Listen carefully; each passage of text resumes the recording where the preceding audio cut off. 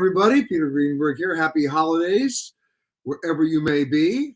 We're in New York today for our global travel update.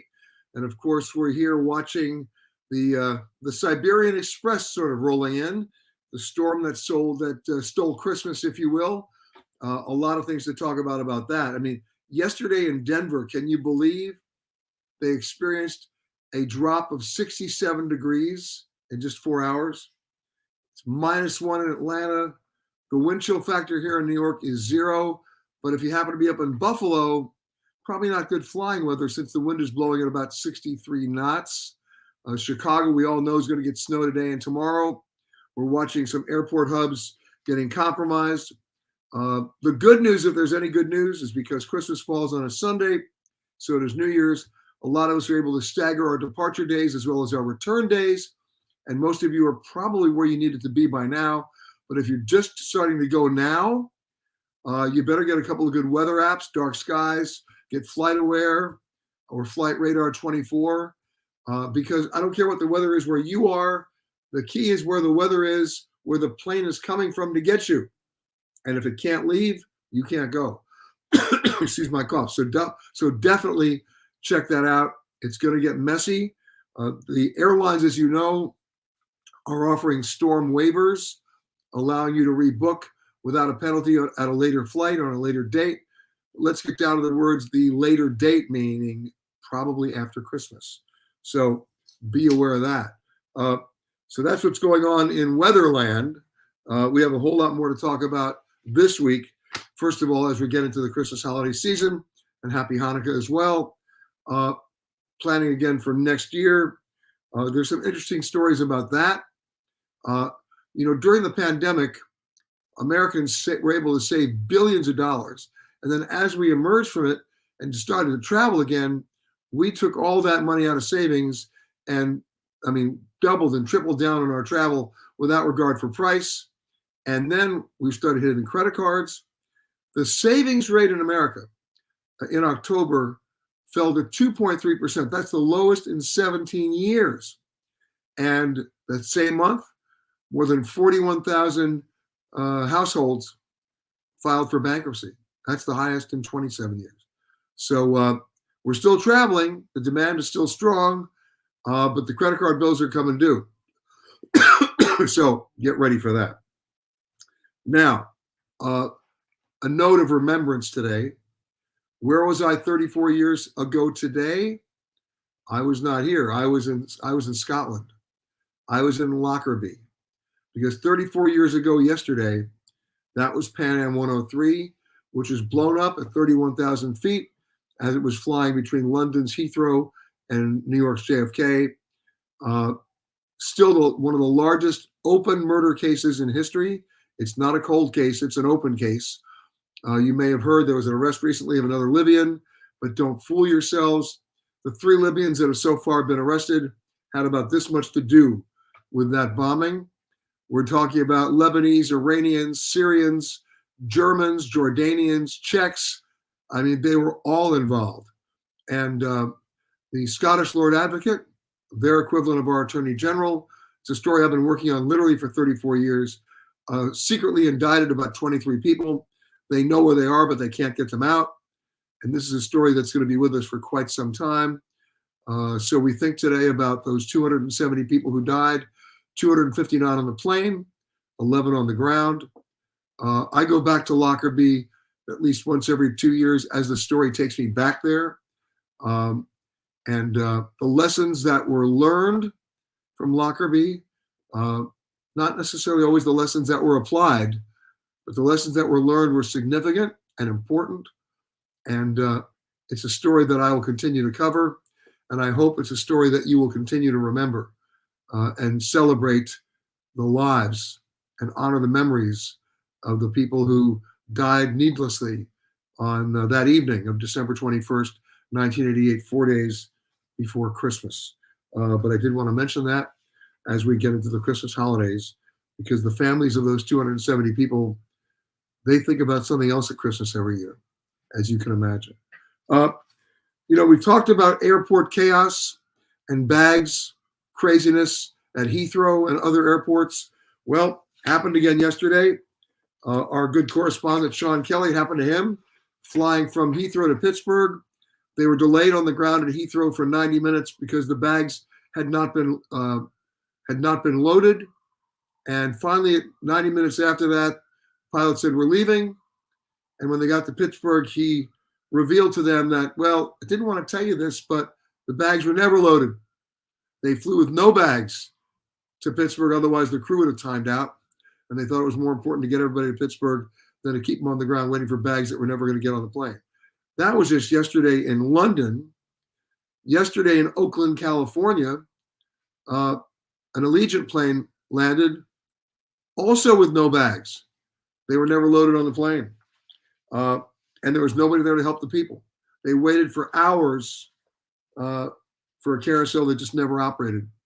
And that is really sad news, especially at this time of the year, people traveling with their checked bags with their presents for loved ones that never arrive. All right, let's move on. I'm going to show you, for those of you who've heard me before, you know that I think that global entry is probably the best thing to happen since sliced bread as a government program. It really works when you're coming from overseas, when you actually clear customs very quickly in the United States using those kiosks. I want to show you this photograph and explain it to you. Just shot this the other day in Newark when I came back, and every single global entry kiosk was out of service. Now, not good, but the actual story is this. Customs is improving the technology. They're transitioning to a much more biometric system where you don't have to put your passport in the kiosk. They don't do your fingerprints anymore. It's a faster system. And I was happy to report that even though those machines set out of service, I still cleared customs in record time because one machine did take my picture and the customs guy recognized everybody because the machines recognized it and we cleared. But these machines that you're seeing now are probably going to be replaced soon. It'll be a fully biometric system, and we're looking forward to that. Again, a shout out to Customs for coming up with a system that actually works. So those out of service signs, I think, are just temporary. I'm happy to report that. Okay, before we get to other people here and get to your emails and questions, there's one more picture I want to show you. It's my photo of the week. Here's the question before we show it to you. When was this photo taken? And where was this photo taken? If anybody guesses this one, you are really good. Okay, show the photo. Yep. Anybody want to guess? I'll give you a hint. It wasn't Newark. That's as far as I'm going. And some of you might recognize what kind of a gun that is. That might help you. Think World War II. I'll give you some time on that. In the meantime, let's say hello to a few people here. Hold on a second as I scroll up. Stephen Sturm, happy holidays. Right back to you, Stephen. Rodeo Barella, hello, Roger. Colleen saying hi from sunny San Francisco. Okay, Mike is saying cool down this weekend in South Florida. I think everybody's cooling down this weekend, whether you like it or not. 5 degrees in Tulsa, Gina's saying. Oh, my goodness. Okay, Evelyn's saying hi. Another Evelyn saying my youngest son lives in Denver, minus 12 at 8 a.m. this morning. Woo! Okay. Steve, I got your email. I will get you that answer. Hello, Patrick says, happy holidays from the happiest place on earth. Really? You're in Newark? I know, you're at Disney. Melanie says, I'm in Pittsburgh. We are supposed to get some. Everybody's going to get some. Okay. Evelyn says, love seeing you in Cannes. Love seeing you too, Evelyn. We were there for the International Luxury Travel Market. We were broadcasting our radio show from there. Okay. Robin's in Williamsburg. Season's greetings from Chester Springs, Mary Jo. Colleen says, Paris, as Audrey Hepburn said, Paris is always a good idea. I could not agree more. Okay, Lansing, Michigan's checking in. Hello, Lorena. Oh, she's by the fireplace. Let me explain to you my approach to the holidays. I'm in New York right now. Uh, as you know, I travel 450,000 miles a year. I'm traveling over 300 days a year, actually, way over 300. But when it comes to this time of the year, here's what I do. I actually take about 8 days and I don't travel anywhere. And you want to know what I do those 8 days? It's easy. Wheel of Fortune and Jeopardy, baby. That's it. And ordering Chinese in. That's it. So that's my vacation. I go nowhere. Charity saying hi from Kenya. Patrick's in Arusha. Uh, okay. Tim says, why do they always say make sure that your passport is at least 6 months valid from your date of travel when you're only going for a week or so? Yeah, you may know you're only going for a week or so, but other countries do not want you staying there and then have your passport expire. So, especially at this time of the year, you don't want to wait till summer. If you've got a passport that's got less than 6 months of validity on it, renew it now. If you want to get a new passport, do it now. The crush starts in February, guys. And we all saw what happened during the pandemic, and it's still a long time to get a passport. Some people get lucky, but you're talking 8 to 9 weeks. So don't deny yourself the option to travel. Get it renewed now or get a new one now. Okay. Okay. One says, do not check your bags. I only travel carry-on. Well, what have I always said? Right? There are only two kinds of airline bags: carry-on and lost. Now, on domestic flights, I think you know, I don't check bags. I FedEx them. On international flights, I have to check them. So I'm with everybody else on that one. Okay. Anybody want to guess? Steven says it was taken in Vietnam or Normandy. Mike is getting cute, said it was taken on Earth. Okay, well, Mike's technically correct. Steven, I'm sorry, you're incorrect. Melanie says it was Germany. Wrong. Hi, Jim and Harriet from Richmond, Virginia. Okay. Wow, thank you for that note, Sandy, about travel insurance. I will get on that. Email me more details if you can to peter@petergreenberg.com, and we'll get into it, okay? Okay.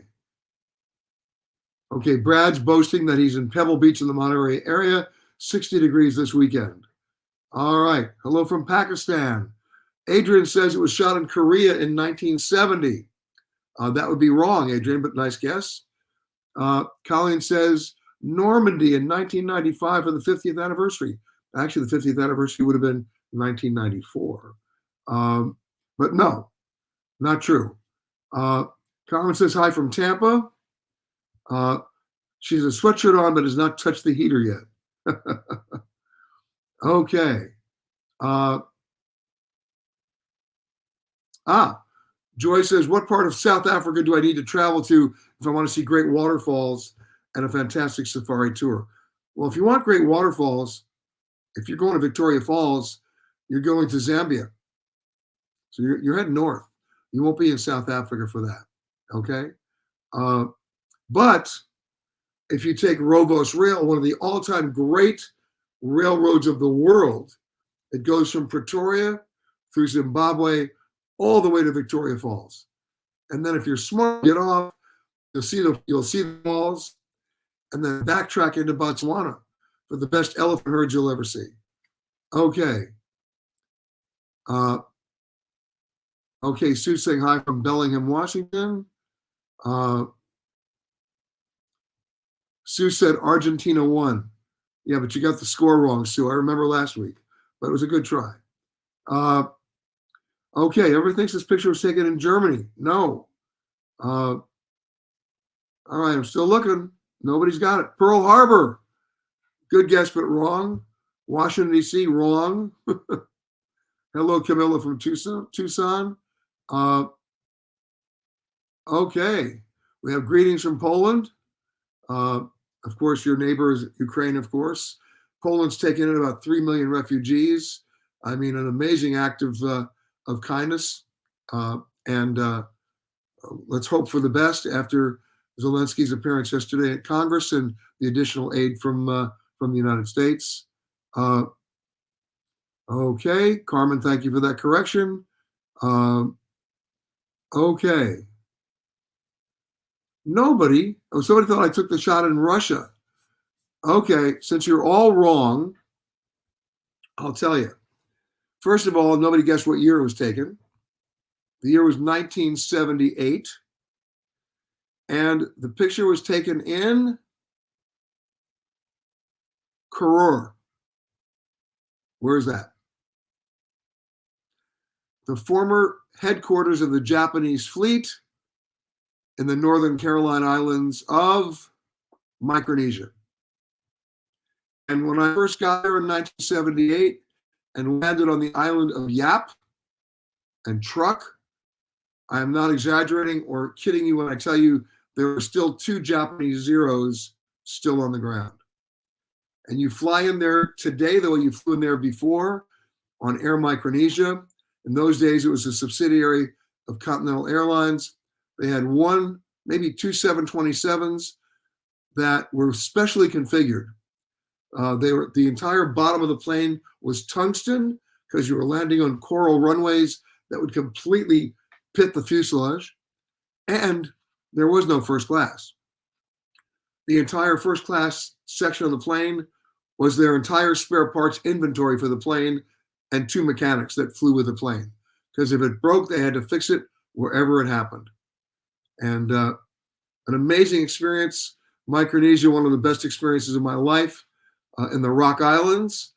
And with a guy named Ben Asakuma, who I just found out is still alive, who ran Micronesian Divers.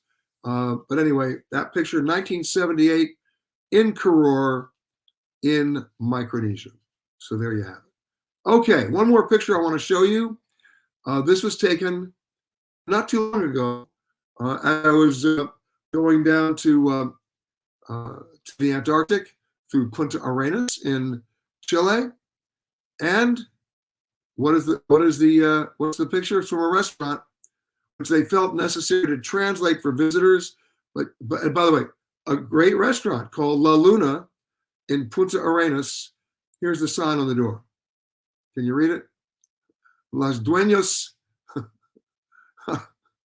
comen aquí, which means, of course, hey, the owners eat here. It's okay. I love the qualification there. So thank you very much for that. Let's keep strolling down. Oh, and by the way, I've got a question for you. And let's see who gets this one right. How much time does the average person spend waiting at a stoplight in their entire life?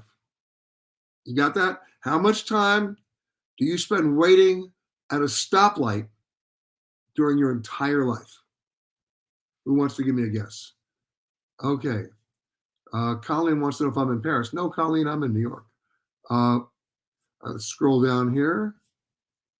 Gary wants to know if I've ever been to American Samoa. Yes. Pango. Or Apia. Yes, I have. But Apia is not, well, you know. Tim says, I like Yap, great diving. Unbelievable diving and snorkeling in Micronesia.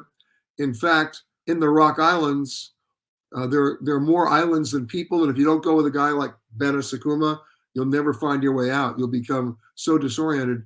But when you actually put the mask on and look down, you almost stop breathing because the water is so clear and you're literally looking down on a sunken Japanese destroyer with a car still strapped to the deck. And depth charges too. Crazy stuff from 1943, 44. Okay. Okay, now you know the answer about Micronesia. Islands are very important to the theories of what happened to Amelia Earhart, who disappeared in 1937. You're right. You're right about that. Okay. Looking here. All right, everybody's saying, Oh, okay. Here are the guesses. 45 seconds, Gary, in your lifetime, Gary, not every time. How much time do you spend waiting at a stoplight? Add that up for your entire life. Now tell me, okay? Sandy's saying 4 months. Nope. Uh, 38 seconds. Nope. Uh, yep, you went diving in Palau. That's it. Micronesia all the way. By the way, here's a piece of trivia that will be totally useless to you. The largest McDonald's in the world is in Guam. That's where you go to catch the Air Mike flights. Just thought I'd mention that. And what's the most popular food in Micronesia? This is a little disturbing. Spam. Okay. Hey, Ibrahimu is watching in Tanzania. Katrina's guessing 12 hours. Okay. Nobody's got it right yet. Okay. All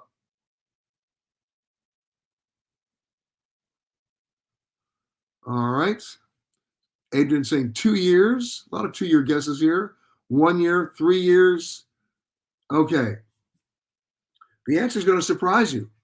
Most of you are way over. The time that you spend waiting at a stoplight in your life, just 2 weeks. Interesting, huh? But now you know. All right. Let's keep going here. I'm going to go to some of the questions you guys have sent in. Kathy says we're going to Phoenix from Chicago the 1st of June. Fares are high now. Of course, fares are high now. The algorithms that the airlines use, they had to throw them out because you could no longer, during the pandemic, you couldn't project demand, you couldn't set prices. They're still figuring their way around this. Their computers are not set up to give you a good deal in June right now in Arizona. Although you should get a good deal in June in Arizona because it's off season. You want to wait until like the end of February, then you'll see some movement on those fares, okay? Mike says, when traveling internationally, how do you ensure you get the best guides? Well, I'm going to tell you what I do. I don't hire a guide, not an official guide. I go and I check out the maids at the hotels, their families, the people who live there. Local knowledge is everything. And in many cases, my guides have been housekeepers. My guides have been bellmen, right? And you go to the neighborhoods with them and you see a different side of the country that you otherwise would never see. Now, if you want a more deeper, immersive cultural experience, what I do is I call local museums and ask to see if they have a curator department. They do. And then ask them if they can recommend a guide. And they always do. All right. So there you go. All right. Here's another question. My son is flying LAX to El Paso, Texas, then driving to Las Cruces, New Mexico on December 26th. That's coming up. 2 questions. Number 1, how early should you arrive at the airport? And number 2, do I foresee any problems with El Paso with the surge of migrants there? Absolutely not. Look, let's go back to the LAX question. On December 26th, most people are not going to be flying. They're not racing back. So LAX should not have a big problem on the 26th, right? The big problem at LAX will be either tomorrow or the Sunday, either tomorrow or the Tuesday after New Year's. All right. So, and there'll be no problem in El Paso. Okay. Robert says, I'm finally going to Oslo next month. What is a must see or do? Well, first of all, you're going during a time where it's not very light outside. You know that. It gets dark very early. But if you can, figure out a way to get a little bit north of Oslo. There's some amazing museums in Oslo. There's a wonderful hotel there called The Thief. You don't have to stay there, but go there for Sunday breakfast. I think you'll be pleasantly surprised. And then if you can, connect maybe on Finnair and take a flight up to Rovaniemi. Now you're hanging out with the Samis. You're in Lapland, And what better time to do it than in December? Okay. Linda says, what do I think of hotels adding a service charge? When questioned, the answer was it was for building maintenance, insurance, and tip salaries. Look, we're going back to the days of the resort fee, which I dispute, and any kind of service charge or surcharge. We busted a lot of hotels a couple of years ago when they added like a $4 a night energy surcharge to the bill. And we went back to the utility companies and found out they hadn't increased their rates. This is disingenuous and it's wrong. And guess what else? In many cases, it could be illegal. Anytime somebody's hitting you with a surcharge, have them make their case, right? Because what you're seeing, and this is a pattern of behavior that's clearly wrong. Hotels want to be so competitive on rate that they're forgetting that once you look at that rate, you're going to be really pissed off when you find out it's not really what you're going to be paying. And will you come back to that hotel again? You will not. Hotels need to be forthcoming. Don't be competitive on rate, be competitive on value. Have a conversation with your guests so they know everything that's included, not ka-ching, ka-ching, ka-ching, ka-ching after the fact. Okay. Evelyn says, I'm traveling to Tel Aviv. Do I recommend health insurance coverage? I recommend health insurance coverage if you're going to Tucson. So it has nothing to do with Tel Aviv. But keep in mind, once you go outside the United States, most of your health insurance plans don't cover you. So what we're really talking about is medical repatriation and evacuation insurance or coverage. And that I do recommend anytime you're outside the U.S., the continental U.S. And MedJet Assist is great. Travel Guard is great. There are other companies that do it as well. But you've got to read the fine print because everybody says they offer the same service. And I mean, effectively, that's not true because yes, they will get you medically stabilized if you get sick or injured somewhere. And yes, if you have a severe condition, they'll fly you home. But wait a second, what's your definition of home? Some of these policies will only fly you to the medical facility and doctor of their choice. And then it becomes an auction for the lowest bidder. You don't want to be a part of that. So you want to go to the medical facility and doctor of your choice. And you need a policy that reflects that in the language. So like any other travel insurance, you don't buy it online. You talk to a travel advisor or a travel agent who can talk to you about the policy provisions, whether or not you're even covered for it, and then what the exclusions are, right? There could be an age exclusion or a pre-existing medical condition exclusion or a location exclusion if there's a war going on. So double check that. But what you really need is not health insurance, but medical evacuation and repatriation insurance. Okay. Okay. George says, how long does it typically take a plane to de-ice? I love this question, George, because the airlines for 50 years have been doing it in a moronic way. That's right, moronic. Let me explain. You're at the gate. People are boarding. The temperature's dropping. And the pilot determines quite appropriately that you're going to have to get de-iced. So they bring over the trucks with that smelly, toxic fumes liquid, right? And they spray the plane, right? They coat down all the wing surfaces and the fuselage. And that's great. That's what they're supposed to do. But now there are 30 other planes in line on the taxiway. You push back, and now you're in line for an hour waiting for your takeoff slot, and you're going to have to get de-iced again. So what's the point? Here's what they've done in France. Smart move. They developed essentially a community car wash. They put the de-icing facility at the end of the runway on both ends, depending on which way the wind's blowing. So you push back from the gate, and you know you need to get de-iced, but you get de-iced immediately before taking off. And because they have a permanent facility on both ends, they have a way to collect the toxic materials, all that liquid, recycle it appropriately and responsibly. There's very little waste, and Nobody's burning more fuel to go back to the gate to get de-iced again and repeat the same moronic process. That's what we should be doing in the United States. Every airport should be providing that as a service for every airline that is flying there. They can charge the airlines a whole lot less than what the airlines are paying for their own staffs to do a job they just only have to repeat. So there you go. Cherie says, I'm going on a cruise to Tahiti in March. Should I take out travel insurance? Of course you should. That was my last answer to Evelyn. And Joe asked the question, which I hope nobody was going to ask. And that is, when will the US have 5G on airplanes? Well, you know what's going on in Europe, right? By April, every airplane is mandated to have 5G technology, which means no more airplane mode. You can text, you can emails, you can download data. The real problem is you can also use your phone.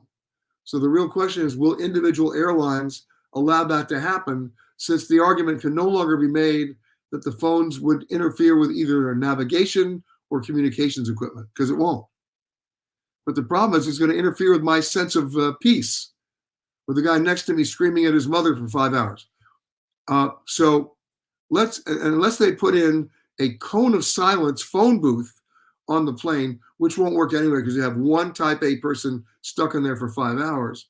I really don't see phones being used on planes because the passengers will revolt. The technology will be there. You can text, you just can't talk. That would be my guess. The deadline for the implementation of 5G in Europe is April of next year. That means about a year after that, we'll see it in the US. And then we're gonna have to deal with it here too. So there you go. Let's go, while we have a chance, to the photo of the week. How cool is that? Diane Cisco, great. And where was she? Where was she? Iceland. And southern part of the country. It was cold, but she said we had no qualms about staying outside for the roughly 2-hour show. And she got the shot. Can't miss that. And that's not photo touched. That's the real one. So Diane, congratulations on that. And if you think you've got a photo of the week that qualifies, you know what to do. Send it in to us, peter@petergreenberg.com. And if we like it as much as we like what Diane just shot, we'll post it right here. A couple of housekeeping notes.